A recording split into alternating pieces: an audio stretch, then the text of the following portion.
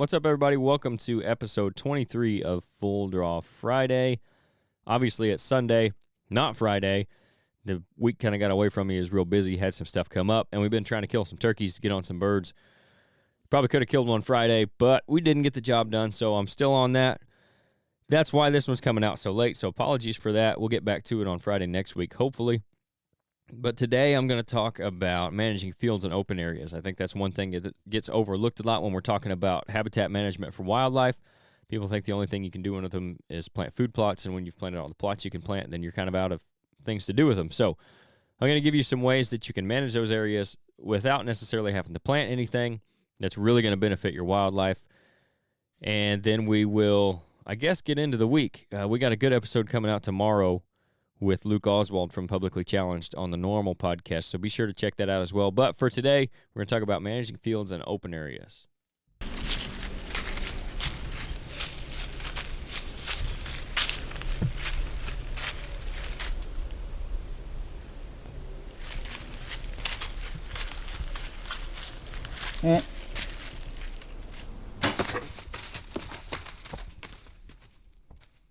All right, so when it comes to any kind of, it doesn't even have to be a field, any kind of habitat, they are categorized into successional stages.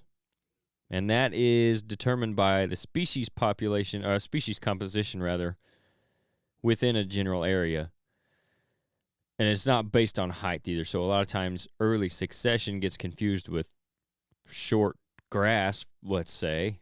And really that's not the case. It has to do with what species are in there. Your first several stage is generally going to be dominated by annuals, and that's usually what's going to happen after opening the soil for the first time. So whether you're burning it or disking it or whatever you may be doing, we'll talk a little bit about those things, options that you can use. But that's what's going to be in the first successional stage, the first several stage, is everything that's been laying there for years and hasn't had a chance to grow that you've now gave room for or brought up closer to the surface is now going to germinate and grow. That's your first several stage. Perennials are going to dominate your second stage.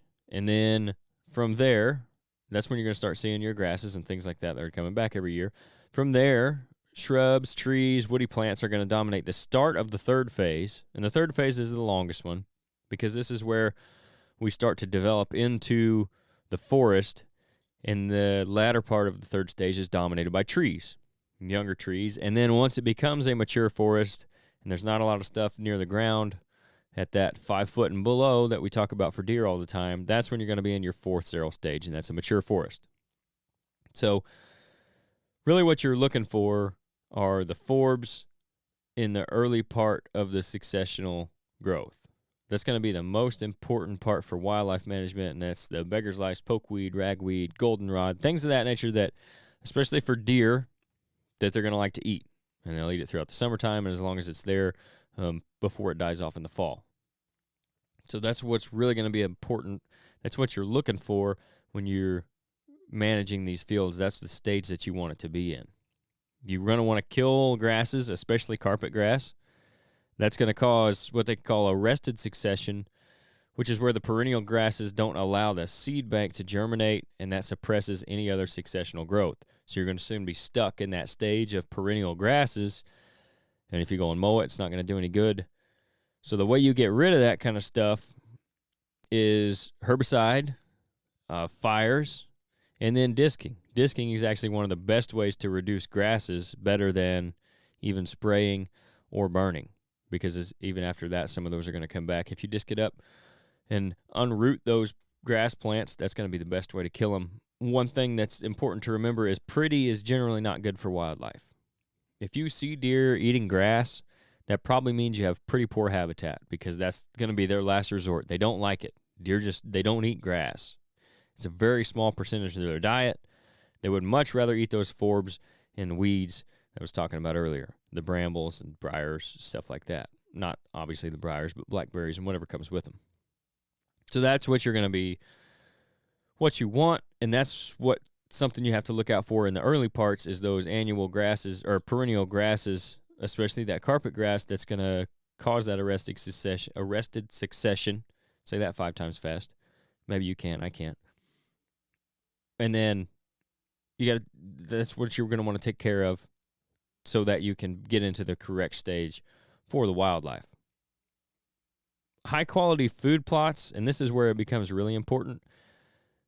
High quality food plots on average are going to be anywhere from 2,000 to 10,000 pounds per acre worth of forage.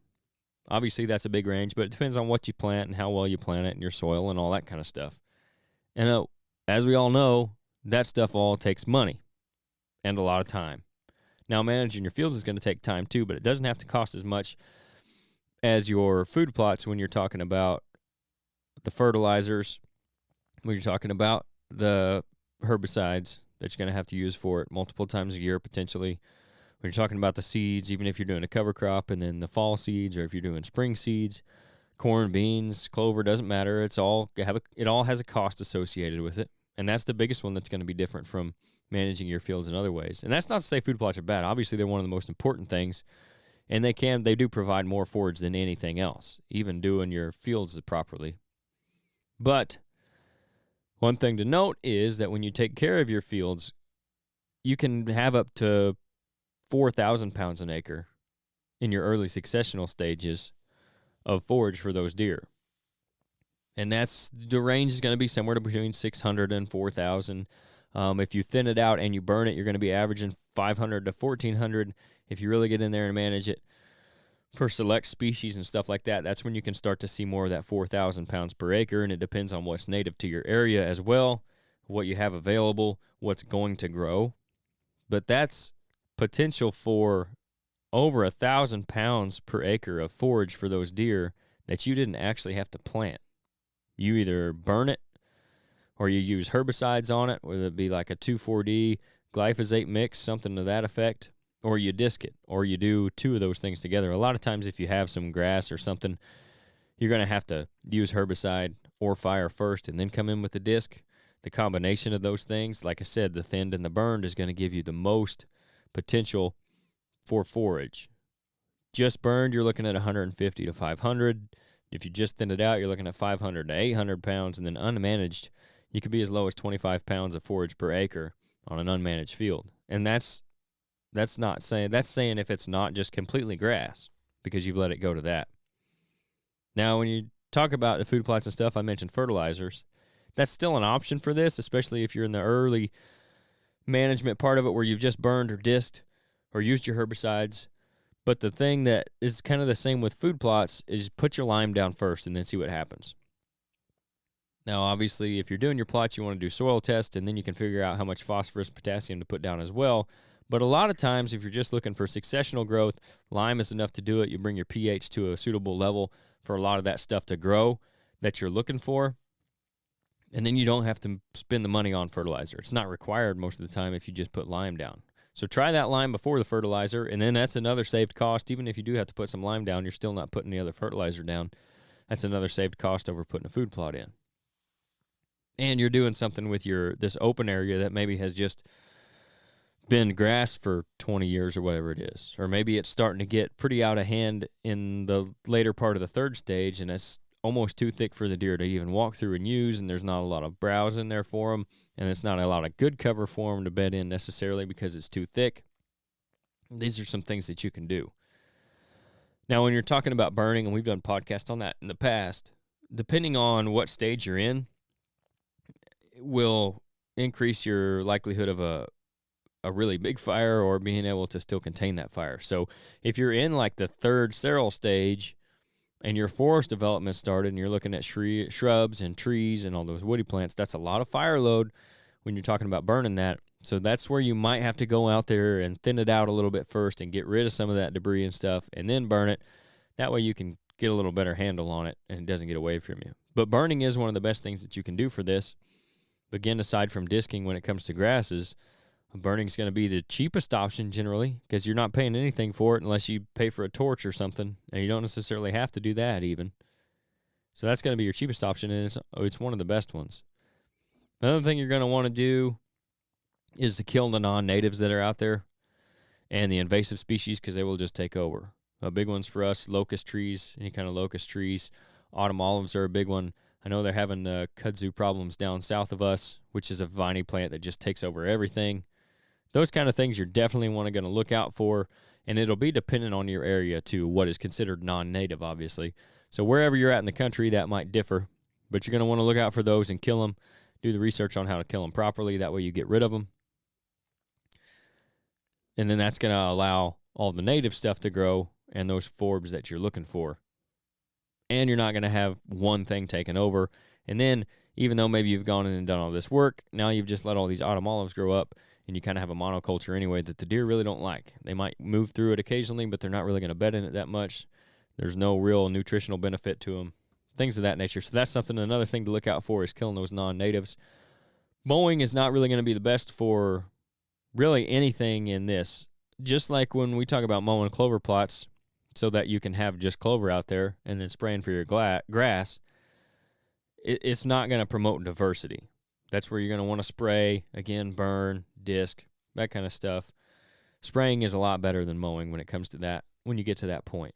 So keep that in mind as well. Once you mow something, it doesn't change the successional stage because, like we said earlier, that's determined by the species composition, not the height of it.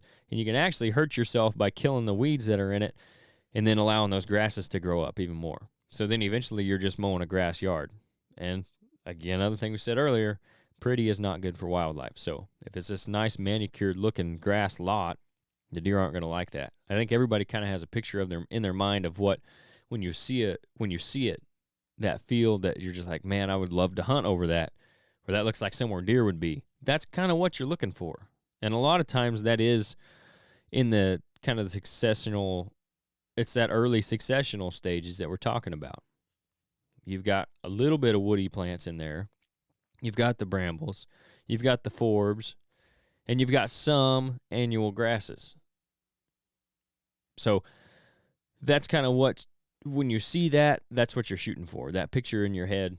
And you can Google pictures of early successional stage fields, and you'll see what I'm talking about. But again, biggest things to remember, fire, herbicide, and disking are going to be the best things to do to accomplish all this. And you're looking for food and cover. And we're not talking necessarily just about bedding cover, but we're talking about where the deer will want to move through. Now, they might bed in some of it, especially depending on the type of annual grasses you have or how many of them there are.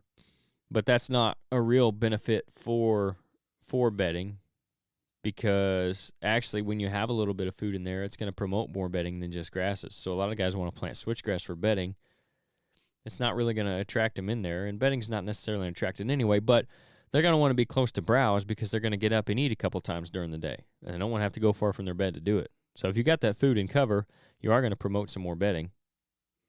And again, it doesn't necessarily just have to be for that. It's got to be something they're comfortable moving through and browsing through, but you'll see more deer bedding on it if you are in those early stages than you would either in a mature forest or with just grass out there. So that's kind of the summary of it. Again, fire, herbicide, disking, killing those non-natives, keeping it in those early successional stages where you've got the forbs and all that. So you're looking at potential of 4,000 pounds an acre of forage, stuff that the deer are going to want to eat. And then keep notes on everything. I think that's another big thing that gets missed a lot. Keep notes on what you're seeing, what it looked like last year, what it looked like this year. Pictures, videos are great, and then you can kind of see where you're at and what you need to do. If you're trying some herbicides on some stuff and you can't find information on them and you spray something, take a note of that, what you sprayed on it when you sprayed it, if it died, if it didn't die, if it came back the next year, and then you'll be able to see all that stuff, and you'll know kind of where you're at instead of going back and just trying to remember what you did the year before or trying to remember what it looked like the year before. Then you'll know, and that's going to help you manage these areas as well. So hopefully that helps. That's all I got on open areas, fields, and stuff like that. I know a lot of property owners out there, or even if you got permission ground, maybe this is something you could get permission to do. It's going to benefit their property unless they're just wanting some really pretty grass field. But those are some things that you can do to improve the wildlife habitat without necessarily having to plant a food plot. Now, of course, that's still one of the most important things, one of the best things you can do. But either if you can't do that, or you've got where you're pretty comfortable with the amount of food plots you have, but you don't have enough natural browse, that's another thing that's going to be a benefit of managing these fields for early successional growth, is it's going to take some pressure off your food plots so that when all that stuff does become sparse, then they can get on your food plots, and they're not eating your plots out before it comes deer season. So another thing is if you have that big mature forest, you're going to be leaning more towards the summer habitat because you've got a lot of canopy. There's a lot of shade. There's a lot of open area in there where the wind's going to move through. Whereas if you're in those early stages, then you're looking at more of that fall habitat that we talk about all the time, that the deer are going to want to be in, high stem count. They've got browse. They've got cover. They've got places to make rubs and scrapes and all that, and they can move through it comfortably, and it kills the wind a little bit more. So those are all benefits to doing that. Again, hopefully that helped you guys out. If you have any questions on it, for sure reach out. Again, we do consultations and we do management work as well. So if you have any need for that or just want to know more, get more information or talk to us about it, reach out to us through our socials. Ridgehunteroutdoors, at Ridgehunteroutdoors on Instagram. It's Ridgehunteroutdoors on Facebook. Those are really the only two we use. But those are good ways to reach out to us and ask questions. Also, make sure and follow us on there because you can keep up with everything. Like when all these come out, especially if a Full Draw Friday comes out on a Sunday and you've been looking for it, then you'll know, hey, it come out on Sunday. But other ways you can do that, you can follow us on Spotify, Apple Podcasts, subscribe to the YouTube channel. That really helps out as well. And you can leave a comment on there if you got questions about it, and I'll try to answer them for you, or at least send you a message or something like that. You can also send us a message through our website, which is ridgehunteroutdoors.com. And you can send us a message if you have any questions, anything we talk about on the podcast. If you have questions about what we do for consulting or management, for sure hit us up on there. And our email is also on there. It's ridgehunteroutdoors@gmail.com. And we've also got our scents on there and some podcast apparel and stuff like that. And anything you guys see on the website that you want to buy, use the discount code FULLDRAW, and that'll get you 10% off. That's all caps, no space, Full Draw, and that's the way you can support. Another way you guys can support the podcast is to go check out our friend Rodney Hawkins with Midwest Farm and Land and RG Outdoors. Now, what he does with Midwest Farm and Land as a land specialist is sell recreational and some residential real estate. And he can also help you get it sold. He can help you buy ground. He can help you get sold what you have to sell. With Midwest Farm and Land, they're not really your average real estate company if you guys haven't heard of them. They sold over $85 million worth of ground last year alone. They've got agents like Rodney all over Illinois. They're really a local company with a national reach. For more info on them, any properties that might be available, getting yours listed, you can call Rodney directly at 618-925-3153, and he'll get you taken care of. He's also recently started a new company called RG Outdoors, like I mentioned. He's got hard and soft-sided blinds and blind chairs, all from Radix Blinds. He's got an all-natural scent elimination product called Camo Dust. You guys can check that out at camodust.com for some more info on that. He's got Byrna self-defense weapons now. He's also got Tacticam trail cameras, and he's adding stuff all the time. So you can keep up with him on his Facebook page, RG Outdoors. Email him at rgoutdoors@yahoo.com, or again, just call him directly at 618-925-3153. And don't forget to let him know that we sent you. Tell him you heard about him on the Ridge Hunter Outdoors podcast. That'll help us out as well. And you guys can check out some good products he's got. Support a local guy when it comes to the land as well. If you're looking for something to buy, he's definitely the guy to talk to, or if you're looking to sell. So don't forget about him. Appreciate you guys tuning in this week. We'll have another one out for you Friday. And don't forget to check out tomorrow's Monday episode with Luke Oswald. That was a really good one. Had one of the more interesting stories that we've had on the podcast in that one. So I think it's going to be a lot of fun. It was a lot of fun to record it with him. I think you guys will enjoy that one. So be sure to check it out. Again, thanks for listening, everybody.